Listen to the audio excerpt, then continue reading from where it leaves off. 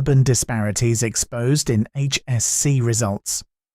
Disparities between the urban and rural areas of the country were once again exposed in the results of the Higher Secondary Certificate and equivalent examinations published on Thursday. In the results, the candidates from the metropolitan cities and district towns have done better than their fellows from suburban and rural areas. Lowest pass rate in 9 general boards in 20 years.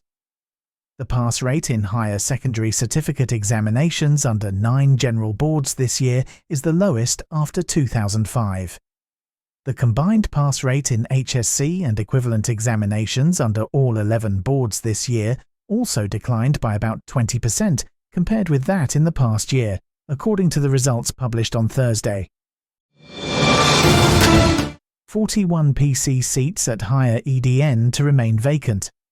At least 5 lakh seats for first-year students at different public and private universities and colleges in the country are likely to remain vacant this year.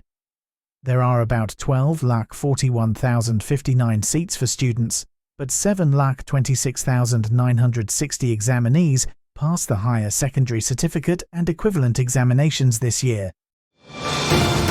July charter signing today, some parties likely to skip. The interim government and the National Consensus Commission are prepared to organise the July National Charter 2025 signing ceremony in Dhaka today, amid the abstention of several political parties.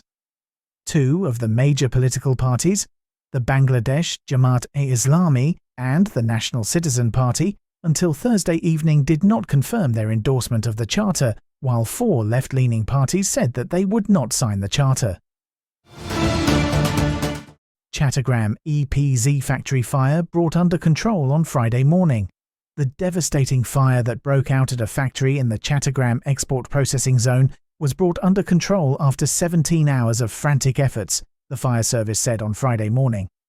A total of 25 firefighting units from several stations managed to bring the blaze under control at about 7:15 a.m., said Jasim Uddin, Deputy Assistant Director of Chattogram Fire Service and Civil Defence in Agrabad. 3 Bangladeshis killed by Indians in Tripura. 3 Bangladeshis were killed by Indian nationals in a bordering area of Kawai district in the Indian state of Tripura on Wednesday.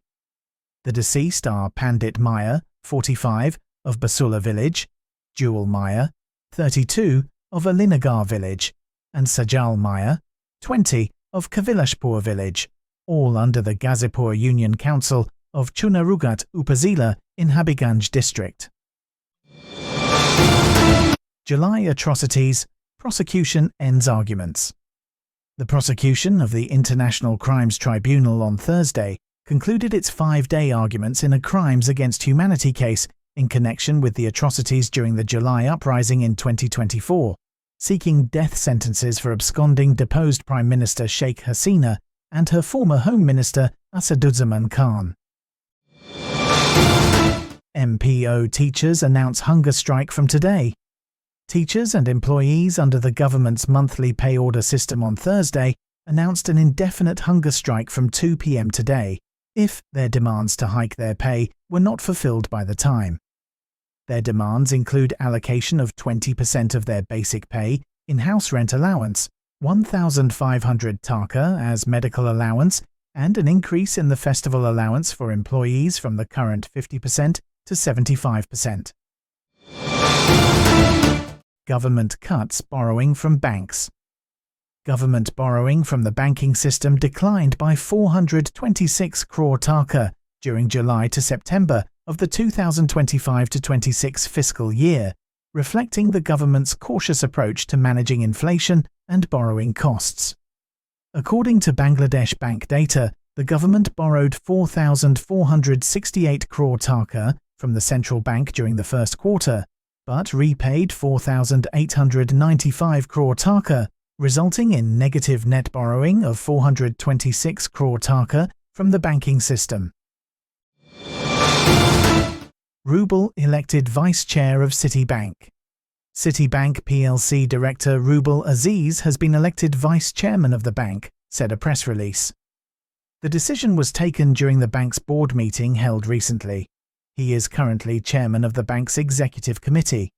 He served as chairman of Citibank from December 2011 to October 2016. He is also managing director of Partex Group.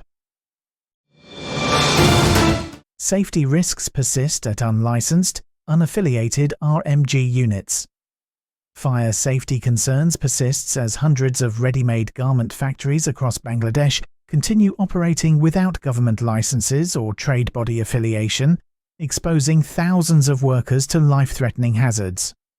According to the data from government offices, several recent factory fires, including the deadly blaze in Mirpur's Shialbari, occurred in unlicensed factories lacking fire exits, alarms, or extinguishing systems.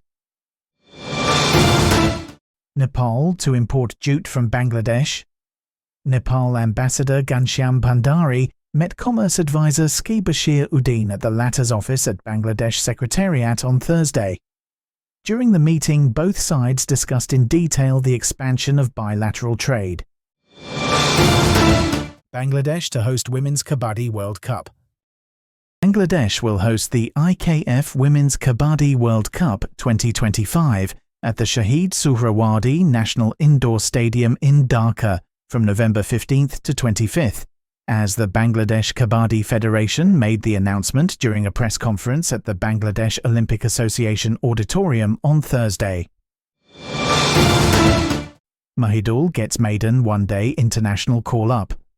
Wicket-keeper batter Mahidul Islam Ankon earned his maiden ODI call-up as the Bangladesh Cricket Board on Thursday announced a 16-member squad for the forthcoming three-match series against the West Indies starting on October 18th. Experienced batter Soumya Sarkar also returned to the squad, while opener Mohammad Naeem and fast bowler Nahid Rana were left out. Australia give Bangladesh a cricketing lesson. Bangladesh suffered a 10-wicket thrashing to defending champions Australia in their ICC Women's Cricket World Cup at the Dr. Y.S. Rajasekhara Reddy ACA VDCA Cricket Stadium on Thursday. Opting to bat first, Bangladesh managed 198 for 9 in 50 overs after a hard-fought 50 from Sabana Mostari. In reply, Alyssa Healy smashed her second consecutive 100, taking Australia to 202 for no loss in 24.5 overs. Bangladesh face Chinese Taipei in must-win tie. Bangladesh are in a must-win situation to qualify for the AFC Under-17 Women's Asian Cup 2026 when they face Chinese Taipei in their Group H top-place decider of the qualifiers at the Aqaba Stadium in Jordan tonight. The match is scheduled to begin at 10 p.m. Bangladesh Standard Time.